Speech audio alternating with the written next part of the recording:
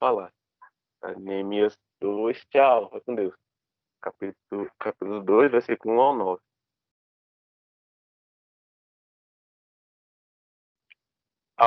Ao enfrentar desafios difíceis, nos vemos confusos e incapazes de encontrar um meio de solução. Temos disposição e boa vontade, mas não sabemos o que é, ou, aliás, não sabemos o que e como fazer. Que recursos temos nesses momentos? Aliás, que recursos temos nesse momento? O capítulo 2 trata como a preocupação de Neemias transformou-se em ação e qual foi o grande trunfo que tornou isso possível. Então, para que fique bem claro, Deus estava agindo bem antes de Neemias, né? Tudo o que aconteceu só foi possível porque Deus já estava preparando isso tudo. Desde os irmãos dele chegar até as decisões de Neemias futuras já era algo preparado por Deus. Até mesmo o rei já era algo preparado por Deus. Então Deus já estava agindo muito antes de Neemias. E isso implica no tempo de Deus, né? O tempo de Deus, ele já estava fazendo as coisas movimentar, e o tempo de Neemias foi se encaixando no tempo de Deus. Então, existem dois tipos de tempo, né? Existe o crono e o kairos. O kairos é o tempo divino, o cronos é o tempo cronológico que a gente usa. Então, quando a Bíblia fala em Eclesiastes 3 que tudo tem um tempo debaixo dos céus, ele está falando do tempo de Deus. E esse tempo de Deus, ele não se adequa a nós. Somos nós que temos que nos adequar ao tempo de Deus. Então foi Neemias que se adequou ao tempo de Deus, porque Deus já estava agindo. Então ele fez parte de um processo que já estava acontecendo. Não foi algo que ele criou, foi algo que ele participou. Deus preparou Neemias com recursos para a obra. Quando resolveu fazer algo em favor do povo de Deus em Jerusalém, Neemias se viu possuidor de importantes e especiais recursos. Muito antes dele tomar conhecimento dos problemas de Jerusalém, Deus o fizera copeiro do rei Artaxerxes da Pérsia. Então, muito antes dele ter conhecimento do que estava passando em Jerusalém, ele já era copeiro. Então, o fato de ele ser copeiro já era Deus trabalhando sobre a vida dele para aquele propósito. O cargo de copeiro era muito importante. Xenófonte, que era um general grego, escreveu que os copeiros persas exerciam influência considerável na corte real e seguiam um elaborado protocolo que incluía provar o vinho na presença do rei. Assim, o copeiro era encarregado de proteger o rei de qualquer tentativa de envenenamento e dispunha de pronto acesso à corte. Então, Neemias era um cara que ele podia entrar e sair no palácio a hora que ele quisesse, dos aposentos, a hora que ele quisesse, da cozinha e da presença do rei, né, sem o rei chamar, a hora que ele sentisse que deveria. Ele era um dos caras, né, porque existiam vários copeiros, ele era um dos caras responsáveis por morrer no lugar do rei. Então, quando ele ia servir uma bebida, ele era o que provava primeiro.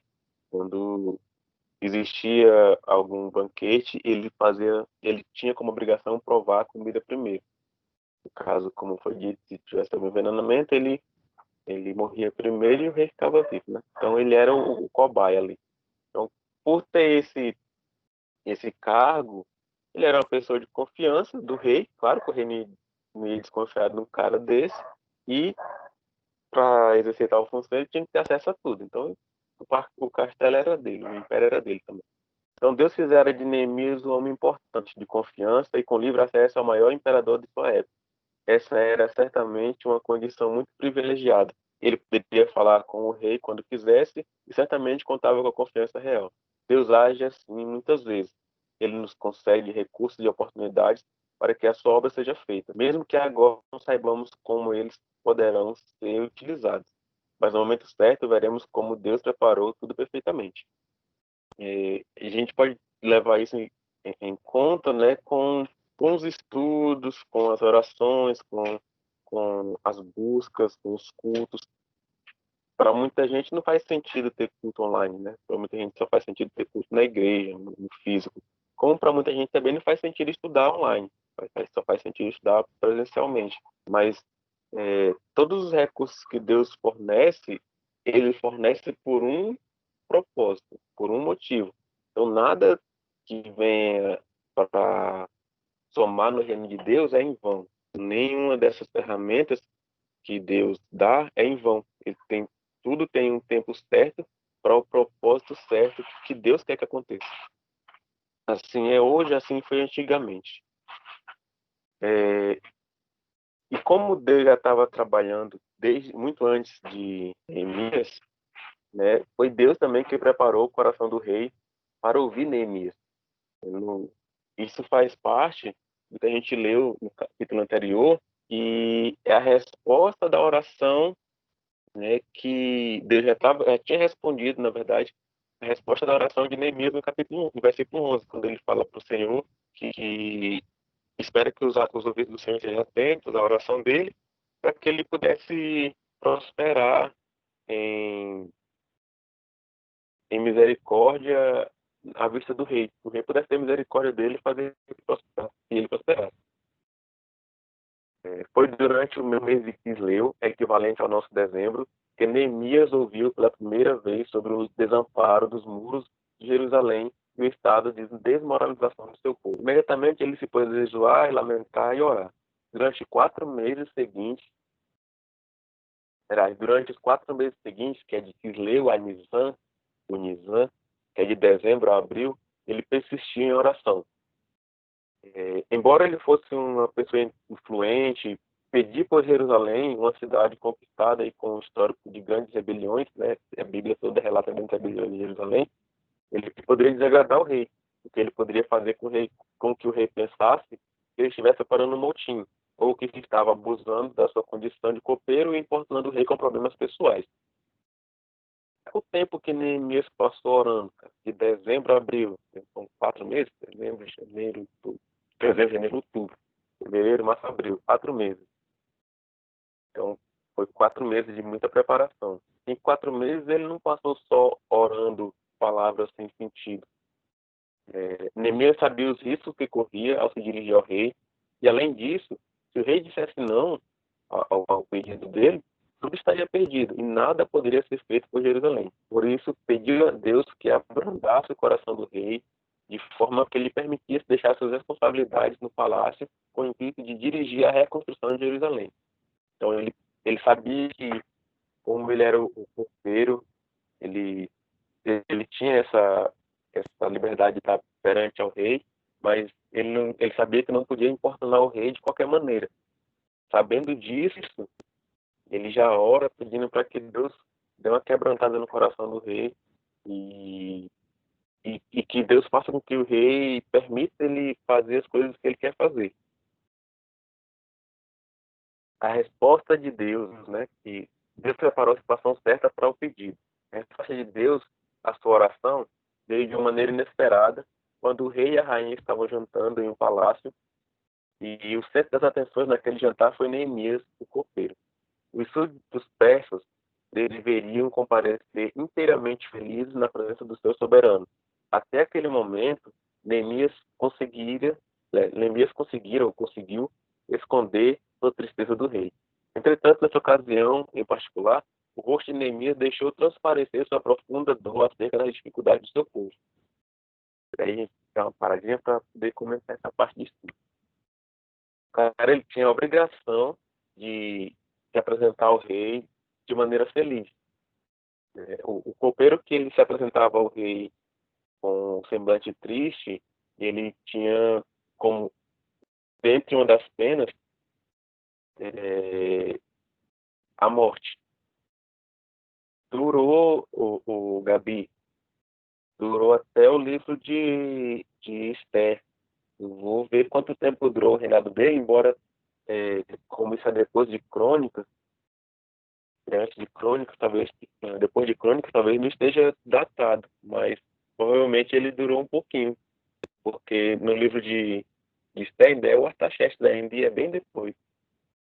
Talvez a história não seja cronológica, mas pode fazer um sentido.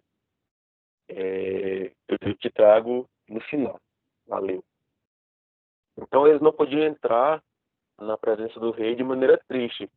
E Neemias passou 4 meses escondendo a tristeza dele. Ele passou É igual o hino que a Regina mandou ontem, né? Do cara que não quer contar nada pra ninguém, só conta pra Deus. Então ele passou 4 meses só conversando com Deus, sem contar pra ninguém, e só na dele lá, sofrendo na dele, calado, mas quando ele ia apresentar o rei, apresentava de maneira como se nada estivesse acontecendo. E daí, nessa ocasião, o rosto dele se deixou transparecer, né? A palavra fala que ele deixou transparecer o rosto triste, né? Ele não chorou, mas ele ficou triste na presença do rei. E essa falha de Neemias em seu trabalho poderia significar sua demissão e até mesmo sua morte. Mas em vez de se mostrar irado e punir Neemias, o rei Artaxerxes questionou sua aparência triste. Era a oportunidade de tratar o problema. Então foi Neemias quem importunou o rei com seus problemas. Aliás, não foi Neemias que importunou o rei com seus problemas. Pelo contrário, o rei, movido por Deus, foi quem perguntou a Neemias o que estava acontecendo. Então, ali, vivo. Beleza, Regina. Vai lá. Deus abençoe. Tá gravando? Aí eu mando no grupo depois, se você não conseguir voltar.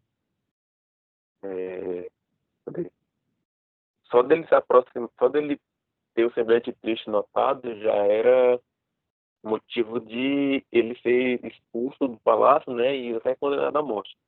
Mas como Deus já estava tratando da parada lá, o rei, ao invés de ficar irado, ele perguntou o que estava acontecendo.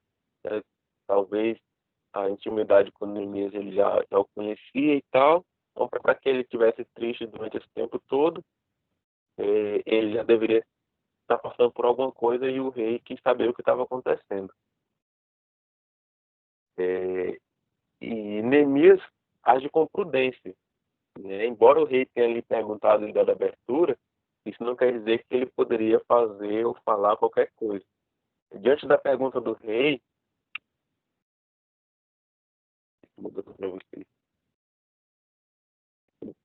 diante da pergunta do rei, Neemias tremeu, aliás, temeu soberania, de novo, Neemias temeu sobremaneira, mas não deixou de agir. Ele não podia perder aquela oportunidade preparada por Deus. Ele não poderia pronunciar a palavra Jerusalém, pois, como vimos, poderia soar ao rei como uma tentativa de rebelião.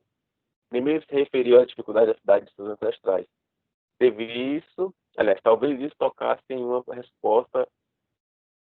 Talvez isso tocasse em uma responsiva corda do coração de Artaxerxes, porque os governantes persas prestavam grande respeito aos sepulcros dos seus ancestrais. Então, ele usou dessa sabedoria dele para não falar de Jerusalém, mas falar de uma maneira que o próprio rei se sentisse atraído pela história e comovido por ela. Sim, mas na Ah, frente ele fala, minha cidade está em ruínas e meu povo corrompido e tal, e mas ele em momento nenhum falou Jerusalém. isso, isso, verdade. A ação de Deus não nos autoriza a sermos descuidados e imprudentes em nossas ações. Devemos mostrar sabedoria em tudo o que fazemos. É o que diz em Efésios 5, do 15 a 16. Vede prudentemente como andais, não como necios ou loucos, e sim como sábios, remindo o tempo porque os dias estão maus. Neemias também, respondendo à pergunta do rei, né, demonstrou sua dependência total ao rei dos reis. E no versículo 4, Neemias fala, né, então o rei me disse, o que me pedes tu? E ele fala, né, que assim orou a Deus. Então, antes de ele responder ao rei, ele orou novamente a Deus para que ele pudesse ter a certeza do que pedir. E em vez de dar impulsivamente uma imediata resposta, Neemias sussurrou uma rápida oração pedindo ajuda. Ele sabia que nada podia fazer sem o Senhor, né? O que está escrito em João 15,5, que é quando Jesus fala da videira, ele fala que nós somos os ramos e que sem ele nada podemos fazer. Acho que é isso. Depois confere para mim, Samuel. É, Você tem se visto nesse tipo de situação? Seu chefe requer uma imediata resposta ou a uma difícil questão, ou um amigo necessitado liga para você pedindo um conselho espiritual? Tem um João aqui. Eu sou a videira e vocês são os ramos. Quem está unido comigo e eu com ele, esse dá muito fruto, porque sem mim vocês não podem fazer nada. Isso, exatamente. Então, Neemias sabia que sem a ajuda de Deus, ele não poderia fazer nada. Então, cadê? Você para por um instante e ora como Neemias fez. Então, note que no caso de Neemias, a sua oração instantânea não surge num vácuo, mas foi precedida de 4 meses de contínua oração preparatória em dependência do Rei dos Reis. Ainda assim, ela foi crucial naquela situação.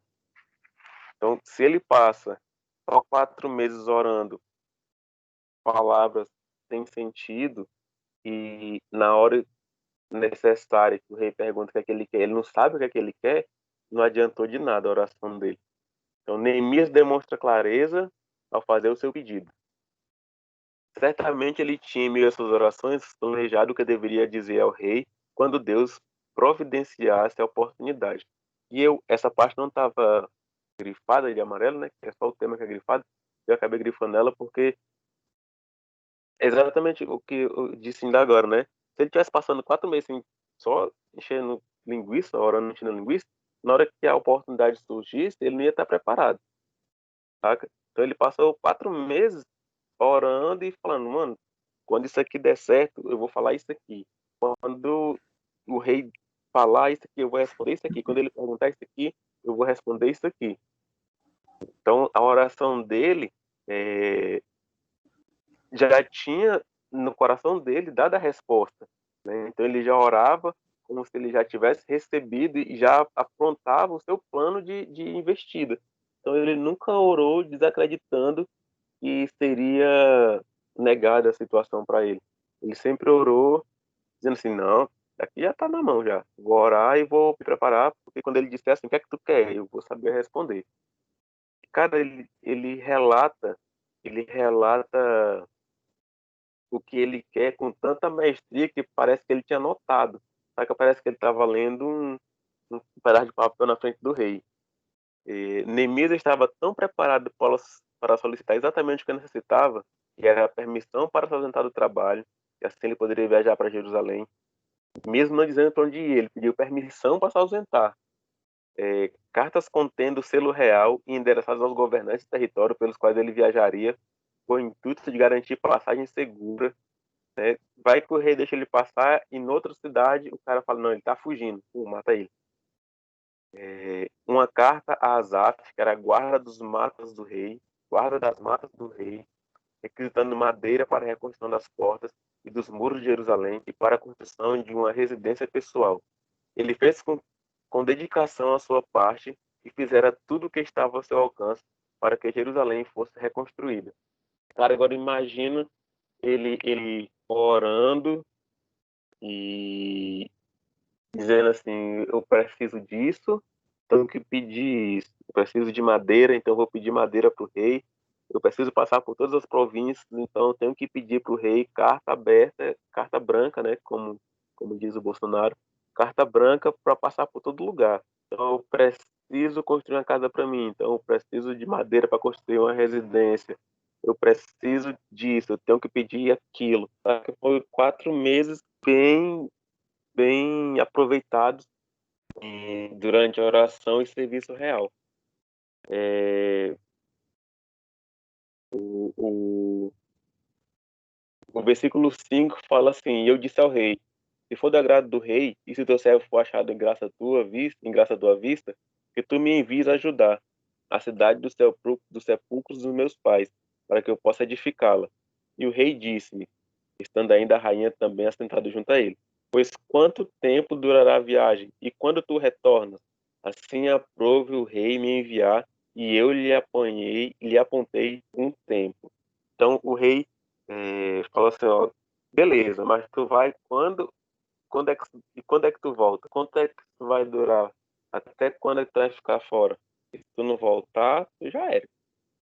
Além disso, eu disse ao rei: se for do agrado do rei, que me sejam dadas cartas aos governadores além do Dário, além do rio, para que eles me permitam passar até que eu entre em Judá. E uma carta para Asaf, o guarda da floresta do rei, para que ele me dê madeira para fazer as vigas para os portões do palácio que pertenciam à casa, e para a muralha da cidade, e para a casa na qual eu entrarei. E o rei me concedeu segundo a boa mão do meu Deus sobre mim. Então, o final do versículo 8 ele ele não dá o crédito a Deus das coisas que ele, aliás, ao rei das coisas que ele ganhou. Ele não dá crédito ao rei, ele dá crédito a Deus, porque tudo que ele conseguiu ali não foi o rei que deu, foi Deus que permitiu que fosse dado a ele. Então, não faltou um detalhe sequer sobre o que Neemias tinha que pedir. E é isso o que chamamos de zelo. Então, quando a gente tem zelo por algo ou por alguém, quando a gente ora por isso, por esse algo ou por esse alguém, se nós orarmos com zelo, nós vamos orar de uma maneira que a nossa oração cubra todas as áreas dessa pessoa, ou desse algo, né? Que não falte nada, que não, nenhuma brecha fique desprotegida e sem que a mão do Senhor possa tocar em nenhum lado dessa área, dessa pessoa, ou desse lugar, ou dessa coisa que a gente está orando. Então, uma oração com zelo é uma oração que ela cobre todo o propósito. Quantas coisas deixam de ser feitas na igreja porque nos falta zelo? Quantas coisas. Boa noite, Jéssica. Obrigado por compartilhar e por estar com a gente aqui. Quantas coisas deixam de ser feitas na igreja porque nos falta zelo? Pelo trabalho demonstrado por Neemias. Tá? Se nós tivéssemos o zelo que Neemias teve naquele tempo lá, será que as coisas não estariam bem mais adiantadas na nossa realidade hoje? Nós fazemos as coisas relaxadamente e desagradamos ao Senhor. Jeremias 48:10. Essa passagem aqui, Jeremias 48:10, que está aqui no slide, ela é uma versão NTLH, né? Que é bem mais limpa, bem mais Se quiser, amena. eu posso Porque ler na mesmo versão. assim. Lê aí. Maldito é aquele que é relaxado no serviço de Deus. Maldito é aquele que guarda a sua espada para não matar. A palavra de Deus ditas por Jeremias, ela é bem mais pesada. Então, aqui, eu até tentei mudar, mas eu deixei já para esse propósito, né? Para dizer assim, não adianta, seja a palavra mais suave ou mais branda, a gente desagrada ao Senhor de todo jeito. Então, Jeremias fala assim, maldito é aquele que faz as coisas relaxadamente, ou aquele que faz sem zelo, em outras vai falar desonrosamente, vergonhosamente. Maldito é esse que faz as coisas desse jeito, porque não agrada ao Senhor. Era disso que estava rindo, Samuel. Daí Tá a até gente gravado. Deve chega, estar gravado. aham, a gente chega na resposta do rei, saca? Imagina o cara, em questão de segundos, o rei percebe que ele tá triste e pergunta: ih, macho, o que é que tem? E em questão de segundo também, ele descarrega assim, ó, tá, uma lista enorme de coisas de que ele precisava e do que estava acontecendo. E o rei, por não ser uma pessoa tão iletrada, né, tão burra, percebe que aquilo tudo já vem durando um tempo bastante, né, para ele preparar aquilo. Então, a resposta dele é de acordo com a preparação de Neemias. O zelo de Neemias não era tudo. Nem podemos dizer que foi decisivo. O melhor ainda está por vir, que é o que o rei Artaxerxes respondeu imediatamente e graciosamente, como a gente acabou de ler aqui no versículo 8 e vai ler agora no versículo 9. No versículo 9 ele fala assim: Então cheguei até os governadores da além do rio e dei as cartas do rei. Ora, o rei tinha enviado comigo capitães do exército e cavaleiros. Além de dar tudo o que Neemias pediu, tudo o que ele solicitou para construir novamente os muros, as casas e a cidade de seus ancestrais, o rei ainda mandou que fossem com ele capitães do exército e alguns cavaleiros. Então, ó, eu te dou muito mais do que você está precisando. Então, além de atender a todo pedido de dado, aliás, além de ter atendido a todo pedido, dando licença e as cartas pedidas, o rei enviou oficiais do exército e uma escolta de cavaleiros para proteger o homem de Deus em sua viagem para Jerusalém. Isso soa até bom demais para ser verdade. Então, qual a razão dessa resposta? De acordo com o verso 8, porque a boa mão do meu Deus era comigo. A mudança de coração do rei era devido à ação de Deus. Então, tudo que estava reverberando, né, tudo que estava acontecendo, ressoando a favor da vida de Naamã, era a mão de Deus sobre a vida dele. Como ribeiros de águas, assim é o coração do rei na mão do Senhor. Este, segundo o seu querer, o inclina. Então, quando a Bíblia compara o coração de alguém a ribeiros de água, é de onde flui muita água, né? De onde você pode esperar de tudo, muitas coisas, uma enxurrada grande. E este, segundo o seu querer, ou seja, segundo o querer de Deus, o inclina, que é inclinar o coração para a pessoa e abençoar muito mais do que ela merecia ou muito mais do que ela pediu. Está em Provérbios 21, 1. Deus pode intervir nos afazeres humanos. Na verdade, ele os governa, mesmo nos mais altos escalões do governo, além de nossas infinitas expectativas. Nosso Senhor da Aliança pode intervir nas mais improváveis situações e mesmo surpreendê-lo com impensáveis acréscimos. Para usar em termos bíblicos, né, o nosso Deus é poderoso para fazer infinitamente mais do que tudo quanto pedimos ou pensamos, conforme o poder que opera em nós. Efésios 3, 20. Conforme o poder de Deus opera em nós, ele é poderoso para fazer tudo infinitamente mais do que a gente pediu ou do que a gente consegue pensar. Porque, como a palavra de Provérbios fala, o coração que está na mão de Deus, né, é como ribeiros de água e se inclina assim segundo o querer de Deus. Quando Neemias chegou em Jerusalém, a gente pode pensar que o pessoal estava esperando por ele, mas não foi bem assim. Embora os seus propósitos fossem nobres e trouxessem grandes benefícios ao povo de Jerusalém, Neemias não teve qualquer recepção especial ao chegar. Pelo contrário, muitas dificuldades o aguardavam. Neemias chegou a Jerusalém com um aparato considerável. Só a escolta que o rei concedeu dava à chegada de Neemias um aspecto especial. Certamente todos se perguntavam por que ele estaria ali e quais eram suas intenções. Mas Neemias mostrou extrema prudência ao lidar com a situação. Não declarei a ninguém o que meu Deus puseram no meu coração para que eu para eu fazer em Jerusalém. Então ele calado estava, calado ele ficou. Agora, imagina o cagaço que o povo não ficou, porque é, mais de 100 anos que Jerusalém estava destruída, né? E tinha uma ordem do próprio rei de ela não ser reconstruída. E daí as pessoas estão morando ali naqueles destroços e tudo, e sei lá, arrumaram o teto de uma casa, e daí chega o cara do rei, lotado de cavaleiro e capitão. Aí o cara vai pensar que ele vai ajudar a construir Jerusalém? Vai nada, pô. Ele vai pensar, ixi, a casa caiu, vão nos levar cativo de novo, igual o outro rei lá, Nabucodonosor, levou, e a gente tá ferrado.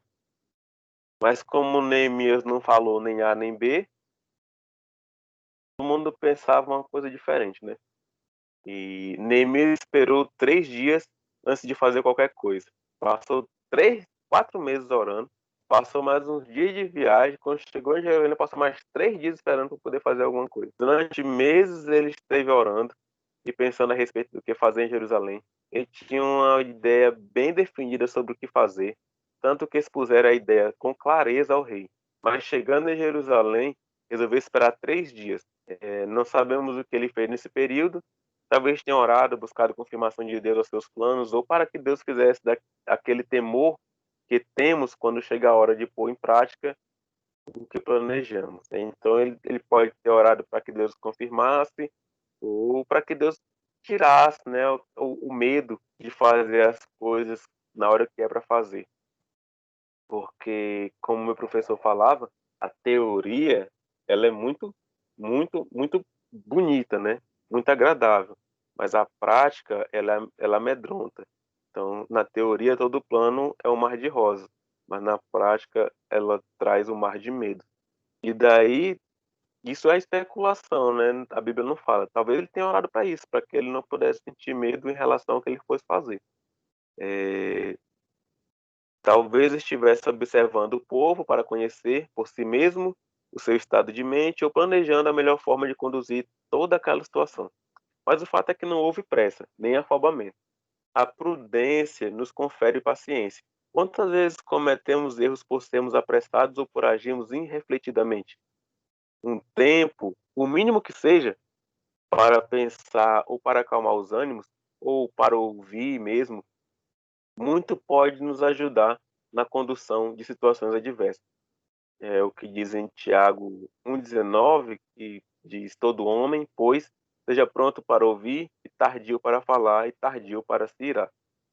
Aqui a gente recebe um conselho para que, embora nós tenhamos a faca e o queijo prontos para nos alimentarmos, nós só podemos comer quando for a ordem, quando a ordem vier de dizer assim, agora você pode partir e comer. Então, nada de afobação. Uma minuciosa investigação da situação. Após esse período de silêncio, Neemias resolveu fazer uma inspeção pessoal da situação. Ele fez isso em segredo, sem o reconhecimento ou sem o conhecimento dos magistrados, judeus, sacerdotes e nobres. Ele reuniu um pouco de homens e apenas um animal para passar silenciosamente em volta dos muros derribados. Fez isso de noite, enquanto todos dormiam. Pessoalmente, Neemias Neemias verificou as condições dos muros e das portas. Ele precisava conhecer com exatidão o que era preciso fazer para não levantar falsas esperanças, nem ficar sem resposta diante possíveis argumentações ou questionamentos que se fariam. A situação não era nada fácil. Já havia mais de 100 anos que os muros estavam assim destruídos e as portas queimadas. Em determinado lugar, o entulho era tanto que o animal não podia passar. As pessoas estavam fazendo a obra, mas não tinham nenhum resultado aparente. A prudência dele foi legal porque ele podia chegar e, e ser esfriado, né? Muitas vezes a gente está numa situação que nem Neemias está preparado, sabe do que tem que fazer, né? Na cozinha a gente fala que tem o mise en place, que tem tudo preparado para a hora de fazer a comida. Tem tudo orquestrado na cabeça, mas aí não se atenta a verificar o local. Não sabe se, levando em consideração a cozinha, né? Não sabe se tem gás, não sabe se tem água, não sabe se as facas estão afiadas, e daí Neemias podia chegar naquela hora lá, um pouco atrás, quando a gente falou, e dizer assim, pronto, galera, eu cheguei, agora nós vamos reconstruir Jerusalém. E daí a galera ia perguntar: tu é doido, mano? Vai construir como? Vai fazer o quê? Como é que tu acha que tu vai fazer? Tem mais de 100 anos que isso aqui tá assim, tu pensa que é quem? Tal, e tal, e tal. E isso pode ser, em algumas ocasiões, um estímulo, mas em outras ocasiões pode ser algo muito desagradável, levando a pessoa a se esfriar e duvidar daquilo que Deus colocou no seu próprio coração. Então ele fez isso enquanto todo mundo dormia, que era para a galera não se animar. Ah, ele veio construir Jerusalém de novo. Vai que ele não desse conta. Vai que ele estava lá só iludindo o povo, tá? Então ele não queria ser mais um, um, um que fosse pregar a ilusão e que o povo se alegrasse para depois ficar triste de novo. Então Neemias não se apresenta como um sonhador voluntarioso, mas responsável, um líder prudente, buscando conhecer seu trabalho e o contexto que tem que enfrentar antes de se lançar à obra. Então, antes da gente entrar numa guerra, a gente tem que se revestir. Antes da gente ir para a batalha, a gente tem que se revestir.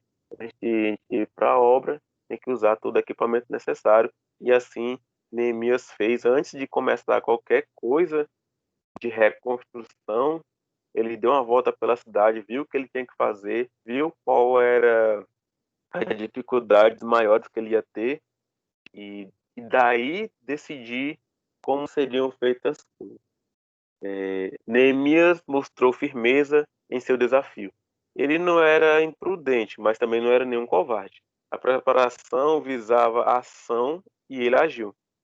No dia seguinte, né, três dias sem fazer nada. Na quarta noite ele foi dar o rolê. No quinto dia de manhã, ele reuniu os povos, o líder do povo, e de maneira clara e direta fez o seguinte desafio: que é o versículo 17. Estais vendo a miséria em que estamos, Jerusalém assolada e suas portas queimadas. Vinde, pois, reedifiquemos os muros de Jerusalém e deixemos de ser opróbrio. Opróbrio significa deixamos de ser miseráveis, humilhados, deixamos de ser mendigo, a ralé da ralé, o lixo do lixo, a mosca que roda em cima da borda do cavalo. Então, ele estava dizendo assim, gente, vamos acordar, tá na hora da gente voltar a ser quem a gente era. Tá na hora da gente ser Judá que a gente foi um dia. Então, Neemias preparou esse desafio apoiado em uma cuidadosa preparação de 3 dias de silêncio, seguidos de uma secreta inspeção pela cidade. Sua liderança merece imitação, pois ele preparou seu desafio com uma compreensão realista da severidade do problema e não manipulou irresponsavelmente o povo com uma bela retórica. Então, quando eu li essa parte, né, da bela retórica, eu me lembrei de Paulo, que ele fala assim, eu sou um cara que tem muita qualidade no falar, mas eu não vim convencer vocês pela minha qualidade no falar, né? Quem vai convencer vocês é o Espírito Santo.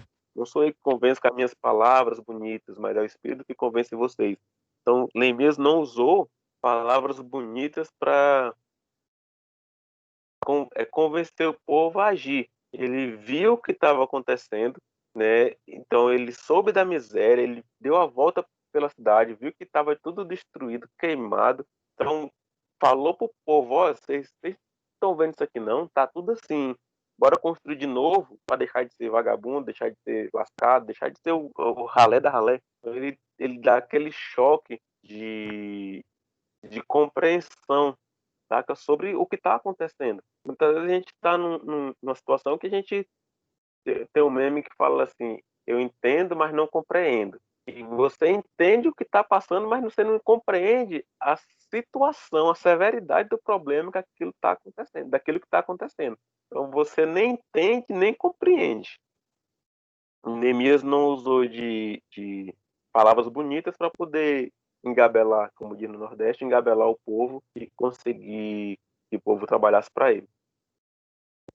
Somente a mão de Deus pode explicar os resultados obtidos. Neemias certamente fez sua parte de forma prudente e competente. Desde que ouviu sobre a necessidade de Jerusalém, ele tomou as posturas e ações corretas. Entretanto, não podemos imaginar que só isso seria suficiente para superar os obstáculos e realizar a obra. A resposta do povo foi pronta e decisiva. Então disseram, que é o versículo 18, então disseram: disponhamos-nos e edifiquemos, e fortaleceram as mãos para a boa obra do Senhor, ou para a boa obra. Somente a ação de Deus pode explicar tão pronta resposta após tanto tempo de dificuldade, fracasso. Era de se esperar desânimo e contestação, mas Deus estava agindo no coração do povo de forma que ele estava preparado para receber e aceitar o desafio de Neemias. Então, tá, tá, chega na cidade dessa, todo mundo isolado há mais de 100 anos. Tá? Não que as pessoas de lá tinham 100 anos, mas a cidade estava mais de 100 anos. Né? Então, pelo menos 2 gerações já tinham lá, que era a geração que voltou do exílio, né, depois de 70 anos, e essa geração que nasceu, que já tinha 30 e tantos anos, vamos supor, que é o mais velho da nova geração, né? Já tinha 36, 38 anos, porque já são mais de 100 anos de exílio quando Neemias chega lá. Então, o povo acreditar em Neemias de novo, num homem só, nada pode explicar a não ser Deus agindo através das pessoas, a não ser Deus fortalecendo o coração das pessoas para que elas pudessem ter fé em Neemias e disse: não, agora vai dar certo. A mão de Deus venceu o desânimo, porque após anos de tentativas frustradas e diante da grandiosidade da obra a realizar, eles poderiam estar paralisados e pensar que, embora desejável, tudo aquilo fosse impossível de realizar. Mas em vez disso, Deus fez o coração daqueles ou deles dispostos a tentar novamente e com alegria se entregar e fortalecer as mãos para aquela grande obra. Então, além de vencer o desânimo, a mão de Deus venceu o medo, que a gente tem que lembrar que havia uma ordem do rei, né, do rei Artaxerxes, determinando que não fosse reconstruída, né, Jerusalém, e a Jerusalém continuasse da maneira que Nabucodonosor deixou. Então, o medo de uma punição ou de serem novamente levados cativos certamente rondou a mente do povo por todos aqueles anos. Então, eles não reconstruíram nada porque viviam cagados de medo. Os inimigos também poderiam atacar, mas nada disso impediu o povo de atender a Neemias. O Senhor lhes deu coragem para vencer seus medos e partir para o trabalho. A mão de Deus também venceu a oposição dos inimigos, porque estrangeiros que viviam na região zombaram e desprezaram a atitude do povo. Sambalate, o Oronita, Tobias, o Amonita e Gesem, o Arábio,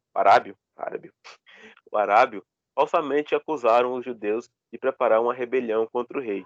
Mesmo assim, a mão de Deus podia ser vista. Ouvido por Deus, Neemias não desistiu do seu desafio, nem deixou-o abalar. Pelo contrário, respondeu com uma afirmação de confiança no Senhor. E é o versículo 20. O Deus dos céus é quem nos dará bom êxito. Nós, seus servos, nos disporemos e reedificaremos. A sua confiança em Deus, né, a confiança celeste, o capacitava a vencer os obstáculos terrenos. Ele teve até mesmo coragem de rebater seus oponentes com as seguintes palavras: Vós, todavia, não tendes parte, nem direito, nem memorial em Jerusalém. É o final do versículo 20, né? A galera chega para reclamar e para zoar ele, daí ele fala que é Deus quem vai dar a vitória, porque nós somos servos de Deus e nós dissemos que iam reedificar. E daí ele termina o versículo falando: e vocês aí pensam que são quem? Você não tem nem parte nisso, tem direito nenhum de falar. Não tem nem um vintém, que não tem um memorial, né? Aqui em Jerusalém. Então vocês não tem nada que está falando aqui. Neemias tinha coragem em lidar com seu povo, com seu novo projeto, adversários e tudo mais, porque reconhecia a mão de Deus agindo no meio do povo da aliança. Se Neemias contasse o motivo dele estar ali, será que alguém tentaria impedir ele? Eu não sei. Eu creio que isso, se fosse para ele fazer isso, né? Ele teria feito assim que ele chegou. Mas a palavra fala que ele passou 3 dias ali e tal. E eu creio que esses 3 dias foram os 3 dias que Deus ressuscitou, né? Vamos levar para a escatologia, escatologia, acho que é escatologia que fala, que todo mundo fala assim que o 3 remete à ressurreição de Cristo, né? E tal. Então, vamos ter em mente que durante esses 3 dias foi o processo de ressurreição da esperança do povo de Judá. Então, eu creio que se ele chegasse e falasse, partiu reconstruir, a galera não ia dar moral para ele, não. Mesmo ele acompanhado de todos os oficiais e do material que ele pediu para levar. Cara, um Oronita, não sei. Vou pesquisar aqui. E o Amonita nasceu do povo de Amon. Gesem deve ser do povo de Gesem. Eu vou pesquisar para ti. Então, o Neemias tinha coragem de lidar com tudo, né? Com o projeto, com os adversários e tudo que aparecesse, porque a mão de Deus estava sobre ele. Então, o que viesse, ele matava no peito e era vitória. Antes de a gente concluir, a gente vai ler, né, o capítulo inteiro, para que a gente possa adequar aquilo que a gente escutou e leu, não sei se vocês conseguiram ler também, a gente possa adequar o que a gente leu com o que a palavra diz e entender o capítulo por inteiro. Porque nós lemos o estudo assim, a gente tem uma visão expandida de cada versículo, e lendo os versículos fechados, a gente vai agora colocar na nossa cabeça o que significa cada versículo de acordo com o que a gente leu. Então, os Oronitas eram originados de Oronaim, uma cidade moabita, e onde os moabitas eram descendentes de Moabe, filho de Ló e sua filha mais velha. Valeu, Samuel. O negócio tá top. Então, o capítulo 2 fala: Sucedeu no mês de Nissan, no 20º ano do rei Artaxerxes, que o vinho estava diante dele. E eu apanhei o vinho e o dei ao rei. Ora, eu nunca tinha estado triste na sua presença, porquanto o rei me disse. Porquanto pode ser, por isso o rei me disse. Por que o teu semblante está triste, visto que não está enfermo? Isso não é nada mais que tristeza de coração. Então eu fiquei muitíssimo temeroso. Então o rei olhou para ele e falou assim: o que é que tu tem? O que é que tu tá triste? Tu não tá doente? É de dentro, é tristeza do coração. Fala o que é que tu tem. Daí Neemias fala que ficou com muito medo. Mesmo com muito medo, ele disse ao rei: que o rei viva para sempre, porque o meu semblante não estaria triste. Porque o meu semblante não estaria triste quando a cidade, o lugar do sepulcro dos meus pais, jaz em ruína e os portões estão consumidos pelo fogo. Ou seja, por que eu não ficaria triste quando a cidade do meu pai está tudo acabada e os portões estão tudo queimados? Então o rei me disse: e o que é que tu quer? O que me pedes tu? Assim o rei, assim orei ao Deus do céu. E eu disse ao rei: se for do agrado do rei, se o teu servo tem achado graça à tua vista, que tu me envies ajudar a cidade dos sepulcros dos meus pais, para que eu possa edificá-la. E o rei disse-me, estando ainda também sentada junto à rainha: Pois tanto, pois quanto tempo durará a viagem? E quando tu retornarás? Assim aprove ao rei me enviar, e eu lhe apontei um tempo. Além disso, eu disse ao rei: se for do agrado do rei, que me sejam dadas cartas aos governadores da além do rio, para que me permitam passar até que eu entre em Judá. E uma carta para Asaf, o guarda da floresta do rei, para que ele me dê madeira para fazer vigas para os portões do palácio que pertenciam à casa, e para a muralha da cidade, para a casa e para a casa na qual eu entrarei. E o rei me concedeu segundo a boa mão do meu Deus sobre mim. Então cheguei até os governadores da além do rio e dei-lhes as cartas ao rei. Ora, o rei tinha enviado comigo capitães do exército e cavaleiros. Quando Sambalate, o Horonita, e Tobias, o servo amonita, ouviu isto, afligiu-os muitíssimo, e ali estavam chegado um homem para buscar o bem-estar dos filhos de Israel. Mesmo assim, ainda tem gente que não quer ver o bem dos outros. Assim eu vim até Jerusalém e ali fiquei 3 dias. Então me levantei à noite e eu e alguns poucos homens comigo, não contei a homem algum que meu Deus havia posto no meu coração para fazer em Jerusalém. Nem havia qualquer animal comigo, salvo aquele que eu montava. E eu saí à noite, junto ao portão do vale, a saber, diante do poço do dragão, até a porta do esterco, e vi as muralhas de Jerusalém, as quais estavam demolidas, e os seus portões que estavam consumidos pelo fogo. Então segui adiante até o portão da fronte, e a piscina do rei, mas não havia lugar para o animal que estava debaixo de mim passar. Então subi à noite pelo ribeiro, e vi a muralha, e voltei e entrei pelo portão do vale, e assim retornei. E os governantes não souberam aonde eu fui, nem o que eu fiz. Tampouco eu tinha dito aos judeus, nem aos sacerdotes, nem aos nobres, nem aos governantes, nem aos mais do que faziam a obra. Então eu lhe disse, então eu lhes disse: Vós vedes a angústia na qual estamos, como Jerusalém está assolada, e os seus portões estão queimados pelo fogo. Vinde, edifiquemos a muralha de Jerusalém, para que não sejamos mais um opróbrio. Então eu lhes contei como a mão do meu Deus foi boa sobre mim, bem como as palavras que o rei me tinha falado. E eles disseram: Levantemos e edifiquemos. Assim eles fortaleceram suas mãos para esta obra, para esta boa obra. Quando ouviram isto, Sambalate, o Auronita, e Tobias, o servo Amonita, e Gesem, o árabe, riram de nós com escárnio e nos desprezaram, e disseram: Que coisa é essa que fazeis? Quereis rebelar-vos contra o rei? Então respondi e disse: O Deus do céu, ele nos fará prosperar. Por isso nós, os seus servos, levantaremos e edificaremos. Mas vós não tendes parte alguma, nem direito, nem memorial em Jerusalém. E assim acaba o capítulo 2. Para concluir, caraca, velho, uma hora certinha. Para concluir, o que a gente viu hoje no estudo, que a gente estudou, deve nos encorajar a continuar a orar, agir e esperar pelas obras providenciais de Deus. A mão do Senhor não foi amputada pelo homem moderno. Quando, se a Bíblia já nos fala que ele não está com a mão encolhida nem com os ouvidos agravados, imagina hoje em dia. Então a mão dele ainda também não foi amputada pelo homem moderno e, pelo contrário, ele ainda continua trabalhando providencialmente na vida daqueles que lidam com sua igreja. Ele lhes dá recurso, move o coração de quem tem autoridade e abençoa a zelosa ação dos seus servos.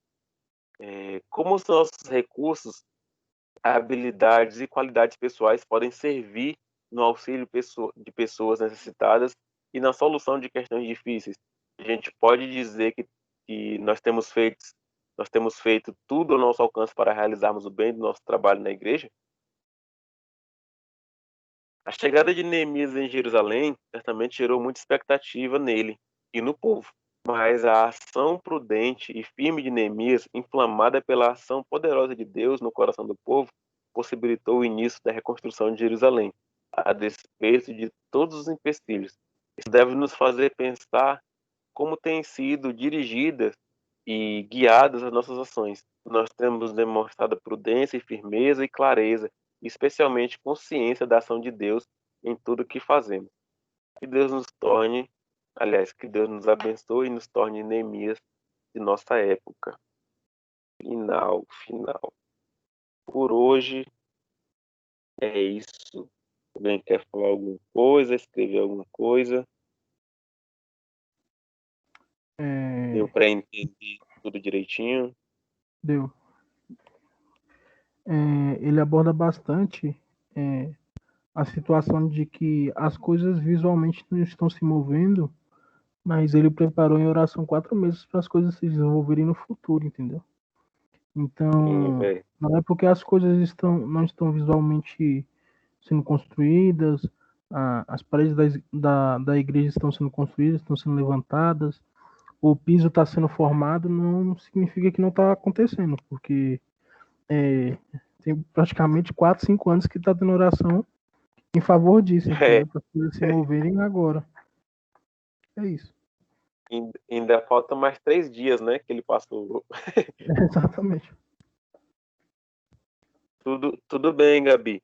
Eu tá gravado, né? E tem os slides que são bem explicativos. Vai dar para ficar bem entendível.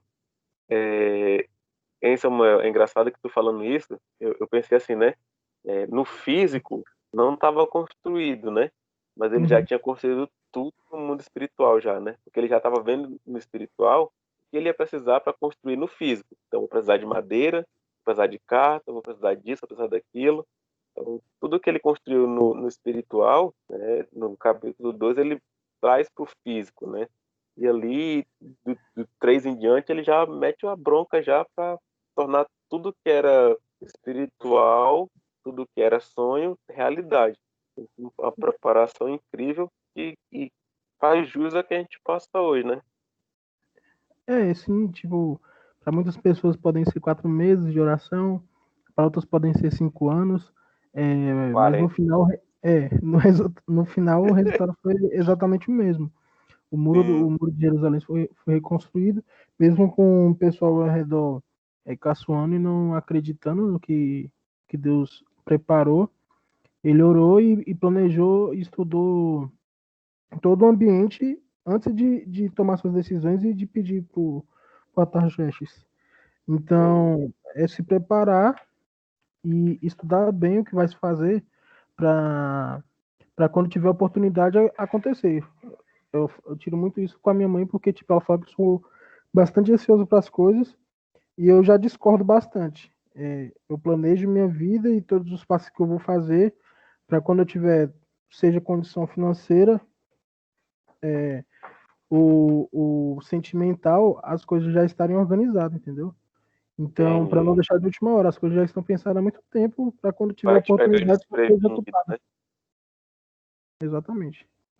É isso. É, a gente pode ver que a ação do rei, né, de perguntar, porque ele sabia que tinha duas possibilidades, né? Tinha a Uhum. possibilidade do rei meter a espada nele e matar, e tinha a possibilidade do rei perguntar o que, que ele ia querer. E daí ele se preparou para as duas, né? Porque ele passou 4 meses orando. Então, para morrer, ele se preparou. Para não morrer, né? Pelo menos. Para não morrer, ele se preparou. Eu não vou agora, porque agora não é a hora.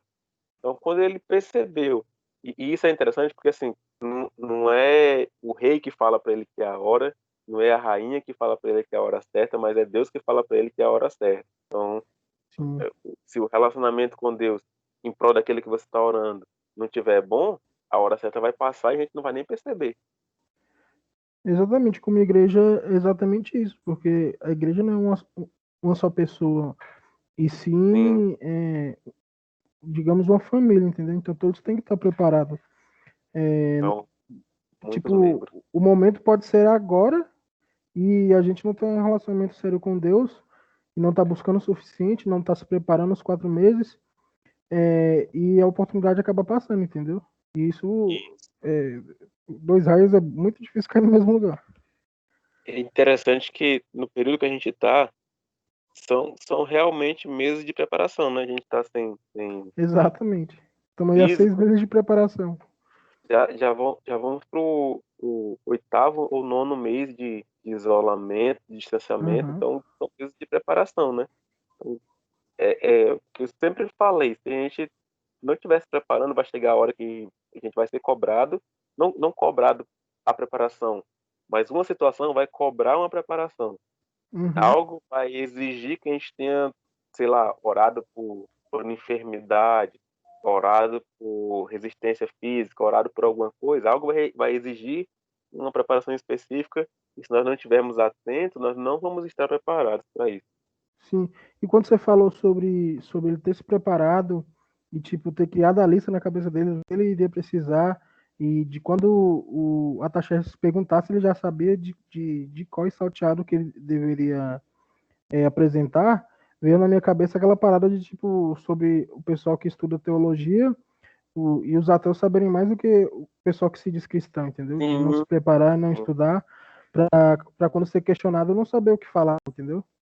Veio, na mesma hora que você falou isso, veio isso na minha cabeça. Tipo, o que adianta você bater no peito, falar que tá fazendo a obra e tudo mais, mas não tem tudo preparado para quando você for questionado, para quando a oportunidade chegar, você acabar poupando tempo por já ter tudo pensado na sua cabeça e tudo estudado, entendeu? Então, E, boa. daí que eu penso na pergunta que a Gabi fez, né? Uhum, A Gabi fez a pergunta se ele tivesse falado antes, será que o pessoal tinha acreditado nele? Então, não tem como saber, né? Mas eu creio que se ele tivesse falado antes, ia ser tipo como isso, né? uhum, Que, não vai dar certo, mano. A galera vai tudo perguntar como é que é. Deixa eu me preparar aqui. Deixa eu ver o que é que tá faltando aqui nessa cidade. Deixa eu dar um rolê aqui e ver como é que tá a situação. Porque eu posso ter imaginado. Ele imaginou uma coisa, né? O irmão dele uhum, contou como era que estava a cidade, os amigos dele contavam, mas ele tinha que ver com os próprios olhos dele como que estava para ele tomar uma posição física agora, né? Que ele tinha tomado a posição uhum. espiritual de como ele imaginava que estava a cidade, e agora ele vai tomar uma posição física de como está a cidade, como ele pode colocar aquilo que ele trouxe de espiritual pro físico. Isso é muito top, velho. Sim, e ele estando preparado e autorizado pelo Artaxerxes, tendo carta para atravessar o Rio Eufrates, tendo carta para atravessar por Azaf, quando ele chegou lá, a galera desacreditou dele. Imagina se ele não tivesse preparado. Imagina se ele não tivesse. Imagina se o rei não manda os caras ir com ele. É cair no pau. Esse doido quer montar alguma coisa aqui, mata ele. É isso. Então, é isso. Muito obrigado. Obrigado aos que participaram, já saíram. A Regina teve um filho. A Jéssica teve aqui, mas acho que a internet dela não é tão boa. O Uhum. celular dela estava meio bugado também. E ela teve que sair, mas obrigado por ter participado. Né? Como eu falei para a Gabi, tá salva o vídeo. Eu vou compactar ele, porque eu não sei qual é o tamanho dele, né? E vou mandar no Uhum. grupo. Valeu, Samuel. Obrigado, Tião. Obrigado, Regina. É nóis. Vou desligar aqui. Tamo junto, até a próxima. Até sexta.